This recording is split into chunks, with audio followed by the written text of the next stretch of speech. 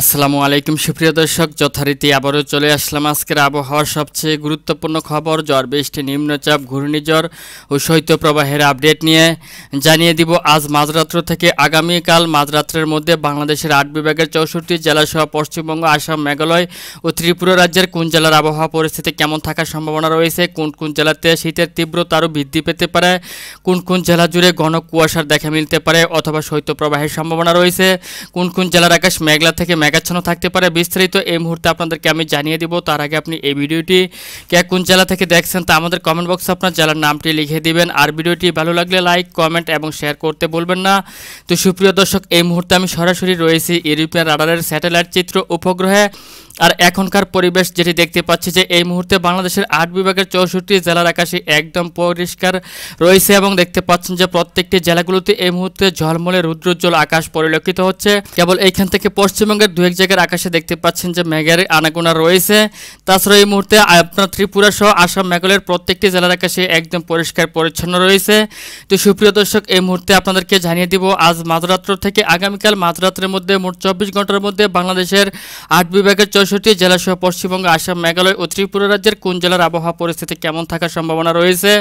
তো সুপ্রিয় দর্শক, আজ মাঝরাত্রের দিকে চলে আসতে দেখতে পাচ্ছি এদিক থেকে রাজশাহী বিভাগের দু এক জায়গাতে ঘন কুয়াশার দেখা মিলতে পারে, সিলেট বিভাগ সহ ময়মনসিংহ বিভাগেরও একাধিক জায়গাতে ঘন কুয়াশার দেখা মিলতে পারে। এছাড়াও এদিক থেকে চট্টগ্রাম বিভাগ সহ এদিক থেকে বরিশাল, খুলনা এবং ঢাকা বিভাগ সহ রংপুর বিভাগের অধিকাংশ জেলাতেই দেখতে পাচ্ছেন যে আপনার আকাশ পরিষ্কার থাকবে। তবে রংপুর বিভাগ সহ এদিক থেকে খুলনা, সিলেট, তারপর হচ্ছে ময়মনসিংহ, রাজশাহী ও চট্টগ্রাম বিভাগে সর্বনিম্ন আপনার মাঝরাত্রের দিকে ১২ থেকে ১৪ ডিগ্রি সেলসিয়াসের তাপমাত্রা নেমে আসতে পারে। তবে ঢাকাতে মাঝরাত্রের দিকে ১৮ ডিগ্রি সেলসিয়াস পর্যন্ত তাপমাত্রা থাকতে পারে। এছাড়াও যদি আমি আপনার ভোর রাত্রের দিকে চলে আসি তাহলে দেখতে পাচ্ছি ভোর ৪টার দিকে বাংলাদেশের রংপুর বিভাগ সহ ময়মনসিংহ, সিলেট, রাজশাহী, তারপর হচ্ছে ঢাকা, খুলনা, আপনার এসব অঞ্চলের উপর দিয়ে দেখতে পাচ্ছেন অতি ঘন কুয়াশার সম্ভাবনা রয়েছে। তার মধ্যে সিলেট এবং ময়মনসিংহ বিভাগের একাধিক অঞ্চলের আকাশ মেঘলা সহ মেঘাচ্ছন্ন থাকারই সম্ভাবনা রয়েছে।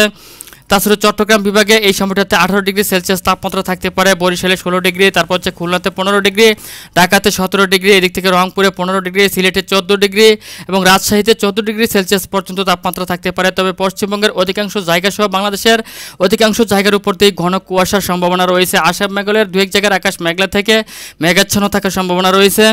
আচ্ছা, ভোর ৫টার দিকে যদি চলে আসি তাহলে দেখতে পাচ্ছি যে খুলনা, বরিশালে আপনার কুয়াশার পরিমাণ বাড়তে পারে, চট্টগ্রাম বিভাগের পাহাড়ি অঞ্চলগুলোতে কুয়াশার পরিমাণ বাড়তে পারে। তাছাড়া এদিক থেকে আপনার সিলেট এবং ময়মনসিংহ বিভাগের অধিকাংশ অঞ্চলের আকাশে মেঘলা থেকে মেঘাচ্ছন্ন সহ এসব অঞ্চলের অধিকাংশ জায়গার উপর দিয়ে অতি ভারী ঘন কুয়াশার সম্ভাবনা রয়েছে।